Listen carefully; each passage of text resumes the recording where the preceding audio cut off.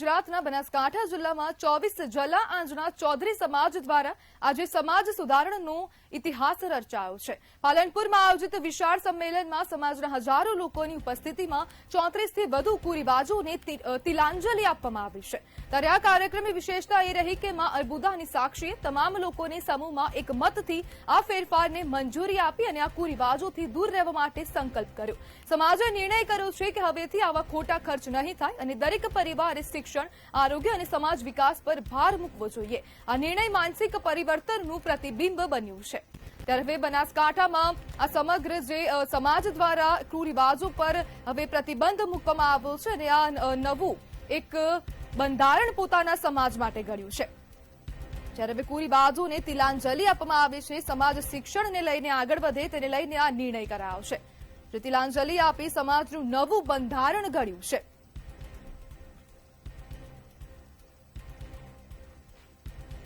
ત્યારે માં અર્બુદાની સાક્ષીએ લોકોએ આ નિર્ણયને વધાવ્યો હતો અને આ જે સમાજમાં પરિવર્તન આવે તેને પણ પ્રતિબિંબ કરે છે। જ્યારે સમાજ દ્વારા કુરિવાજોને તિલાંજલિ આપવામાં આવે છે અને બનાસકાંઠાના સમાજે 34 થી વધુ કુરિવાજોને તિલાંજલિ આપી છે, જેમાં દેખાદેખી અને અન્ય પણ ઘણા કુરિવાજો સામેલ છે। જેમાં 24 જલા આંજણા ચૌધરી સમાજ દ્વારા આ નિર્ણય કરવામાં આવ્યો છે। જેમાં અનેક કુરિવાજોને દૂર કરવામાં આવ્યા છે અને આ 34 જેટલા કુરિવાજોને દૂર કરાયા છે। જ્યારે સમાજે ખોટા ખર્ચ પર પણ પ્રતિબંધ મૂક્યો છે। રાજના દેખાદેખીના યુગ માટે હવે સમાજે ખોટા ખર્ચ પર પ્રતિબંધ મૂક્યો છે। જ્યારે કુરિવાજોને તિલાંજલિ આપવા પાલનપુરમાં સંમેલન યોજાયું હતું અને જ્યારે આ સંમેલનમાં જે સમાજ છે તેના મોટાભાગના લોકો ઉપસ્થિત રહ્યા હતા। ત્યારે સમાજ શિક્ષણ ક્ષેત્રે આગળ વધે તેને લઈને નિર્ણય લેવામાં આવ્યો છે। બનાસકાંઠા ખાતે તે આજે સંમેલન યોજાયું હતું અને તેમાં આ સમાજ દ્વારા નવું બંધારણ ઘડવામાં આવ્યું છે। જ્યારે કુરિવાજોને તિલાંજલિ આપવામાં આવે છે અને 34 થી વધુ કુરિવાજોને હવે પ્રતિબંધ મૂકવામાં આવ્યો છે। જેમાં અર્બુદાની સાક્ષીએ લોકોએ આ નિર્ણયને વધાવ્યો હતો। ત્યારે આપણી સાથે આંજણા સમાજના મંત્રી ડોક્ટર પરેશ ચૌધરી જોડાઈ ગયા છે। પરેશભાઈ, શું આ નિર્ણય માટે સમગ્ર સમાજની સંવેદનશીલતા છે?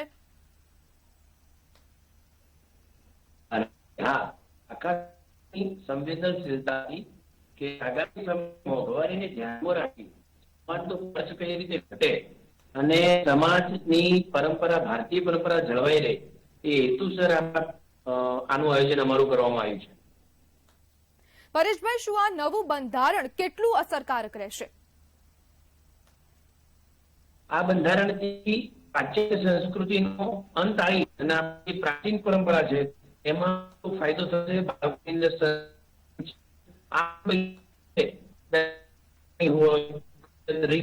હોય, લગ્ન અન્ય ખર્ચાઓ છે, રીતભાત નવી નવી છે,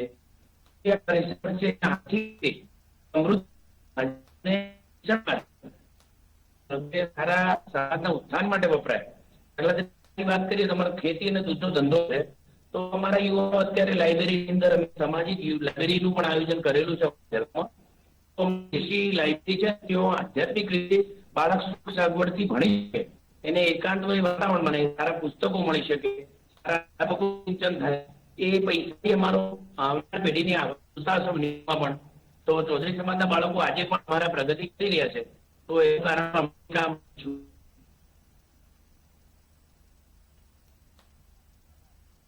જી પરેશભાઈ, જોડાવા બદલ આપનો આભાર।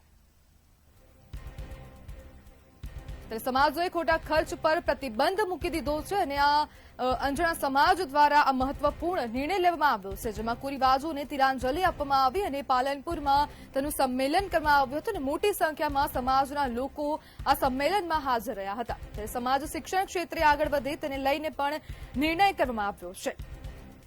કુરિવાજોને હવે આ સમાજ દ્વારા તિલાંજલિ આપવામાં આવે છે અને 34 થી વધુ કુરિવાજો જે છે તેને હવે તિલાંજલિ આપવામાં આવી।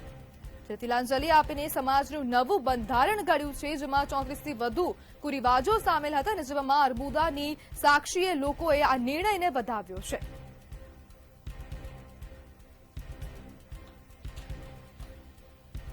બનાસકાંઠાના સમાજે 34 થી વધુ કુરિવાજોને તિલાંજલિ આપી છે।